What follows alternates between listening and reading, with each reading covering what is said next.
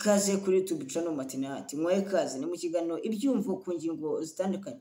Uyu munsi mu kiganiro ibyumvo nagize ni ibikomere by'amateka nibyo biremamwo umuntu kuba icyo nazi cyangwa se kwigira igiharamagara, ikihebe, umuteroriste. Mu by'ukuri nta muntu wifuza kuba nabi, ahubwo ni iminsi igira nabi. Bamwe bajya bavuga ngo iteka inzovu mu rwabya, ariko mu by'ukuri hari umuntu ureba rwose ukareba ibintu akora ukibaza ati mana ko ushoboye rwose, nk'iki wakijyanaga ugasanga uri kumutuka uramwandagaza, ariko yego koko nta cyiza guhemuka ntabwo ari ikintu, hari n'ubwo usanga anica abantu cyangwa akora ibibi birenze, ariko mu by'ukuri Imana ntabwo yifuje ko habaho umuntu mubi cyangwa ugira undi nabi, ahubwo amateka ibihe bigoye twanyuzemo bishobora gutuma habaho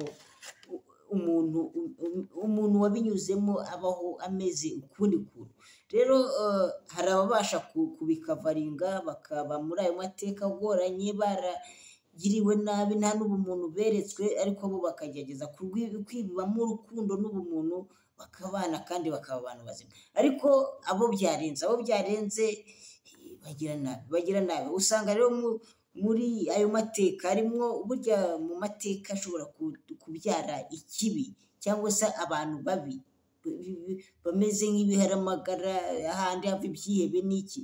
Harimo icyitwa ubuhunzi. Mu by'ukuri mu buhunzi haturukamo ibibi byinshi, haturukamo abantu babi. Ubukene bugira icyorezo cyitwa inzara. Buriya inzara umuntu yariye nawe ashobora kuba igiharamagara, ashobora kugira nabi cyane.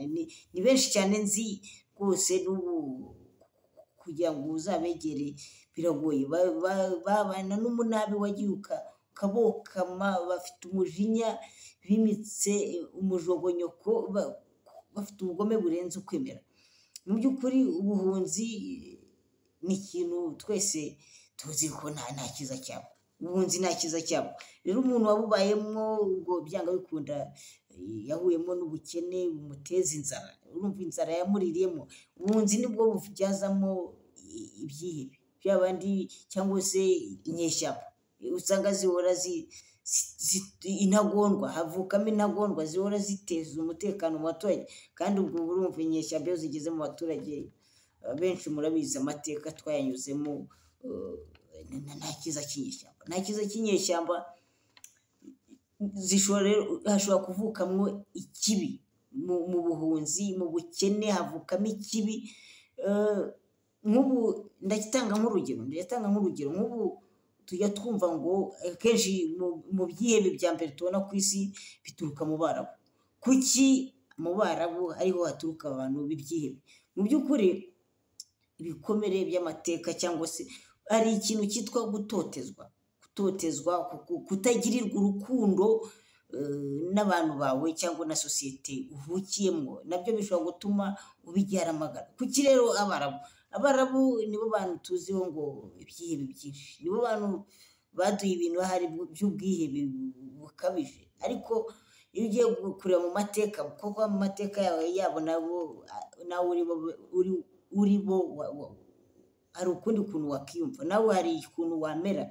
Ko Abarabu none se nk'ubu bavuga ngo abantu basomye Bibiliya aho turi bujyane, kuko abantu basomye Bibiliya bahita babyumva. Abantu basomye Bibiliya bazi Aburahamu benshi b'abakristo bavuga ko turi na bene Aburahamu yari afite umugore we Sara, barahawe isezerano ryo kubyara, ariko biratinda. Aburahamu ajya mu bajakazi biwe bari aho mu rugo, barabyarana, ndetse bavuga ko abo bana babyaranye n'abajakazi kubwo kunanirwa kwihangana aribo baturutsemo Abarabu. Rero urumva umwana w'isezerano Isaka bavuga yaje akerewe mu gihe umugabo yari yariyeranje ko ashoboye, ariko yabyumvikanyeho nyamara n'umugore. Ariko nyine urumva bakuriyemo amateka yo kwitwa ibinyendaro, baratotezwa, biragenda bibabikamo. Ibaze nawe kuba umuntu muvukana akwita ngo wowe nturi umwana w'isezerano, uri ikinyendaro, uri iki, ku buryo ntabwo bagiriwe urukundo n'abavandimwe babo, kugeza aho batabiyumvamo na n'ubu ngubu mwumva intambara zabo n'Abisirayeli iteka ryose ngo Abisirayeli n'abana b'isezerano abandi bo ngo abarabu ngo ni ibinyendaro. Ibaze rero nicyo kintu kimwe mu bintu bishobora gutuma ugenda ukabikigomeke, kuko abantu bakakugira urukundo mukabana nabo nibo bantu bagutoteza. Rero urumva bahora bahanganye, nibo bantu bavuyemo ibyihebe tubona rero ibiharamagara usanga byica n'abantu. Umuntu udatinya kwiturikiza igisasa agahitana abantu ibihumbi, nibo bavamo abaterorisiti bica abantu neza nkaho bari kwica imegeri. Urumva ni ikibazo. Usanga rero bamaze no kubibona ko babahinduye ibinyendaro batemerewe ngo atari abana b'isezerano, bo banahimbye imyemerere yabo, bareva ku myemerere y'Abisirayeli n'iriya ya Bibiliya, nabo biyandikira Korowani, nabo bihimbira intumwa yabo. Sinzi wenda niyo bahimbye, ariko nabo bafashe inzira yabo. Kandi nanjye ndibo niko nabigenza, kuko ntabwo umuvandimwe yanyitakana ngo bizahure. N'ubu ngubu hano muri Afurika naho dufite intambara zo kuba hari abantu barwana bitwa inyeshyamba, kubera ko baravuga ati twebwe hano ni mu rugo, ariko none bavandimwe bacu muri kutwitakana, muri kudutumura ngo tugende. Rero ugasanga nabo muri bwa bunyeshyamba, muri bwa buhunzi bwo kuba baratumuwe bakagirirwa urwango na bene wabo. Mu by'ukuri nta kiza cy'inyeshyamba, kuko ahantu bari gukorera byanga bikura ntabwo habura udutendo tw'ubunyeshyamba. Urumva kuba inyeshyamba rega ni ikibazo, kandi ubu umuntu buba buke, kuko ntabwo umuntu wagiriwe, nta rukundo wagiriwe, ntabwo umuntu weretswe. Urumva byanga bikunda ntabwo wabura ibikorwa bihabanye n'ubumuntu. Rero ndababwiye ni ibikomere by'amateka bishobora gutuma uba ikindi. Ibikomere by'amateka wanyuze mu mabi bishobora gutuma uba ikindi kintu ntazi, ukaba ikibi. Usanga rero akenshi hano muri Afurika iwacu bijya binadukukiramo, ugasanga duhora muri gatebe gatoki, kubera abayobozi hano muri Afurika duhora ari gatebe gatoki, amateka yisubiranamo, ameze amateka ngo ni inzira y'uruziga, ubundi ahora yisubiranamo. Ugasanga umwe akubise undi aragiye, undi araje, nawe bihoze gutyo byibirandagura, kubera ko hatabaho kuzuzanya. Amateka mabi asa nk'ayaha adukurikirana. Ntabwo dushobora kunga ubumwe ngo tubanemo twese, tubane nk'abavandimwe kandi dukundanye, ahubwo duhora twitana ba mwana. Noneho hakaboneka ishyano ribi cyane ryatuzonze umuzungu ni umuntu uza akafata wa mwanzi wo mu kirambi akamutoza, akamuha intwaro, yangiza akamugushimuriza, kandi ari umuvandimwe wawe. Urumva rero bisaba urukundo n'ubumuntu byongere bibe muri twebwe. Ariko nanone tugerageze gusibanganya n'amateka, kuko n'amateka mabi tunyuramo yo kugira ngo tube duhangana amanywa n'ijoro, tutabasha kumvanamwo ngo tubane nk'abavandimwe, duhora duhanganye.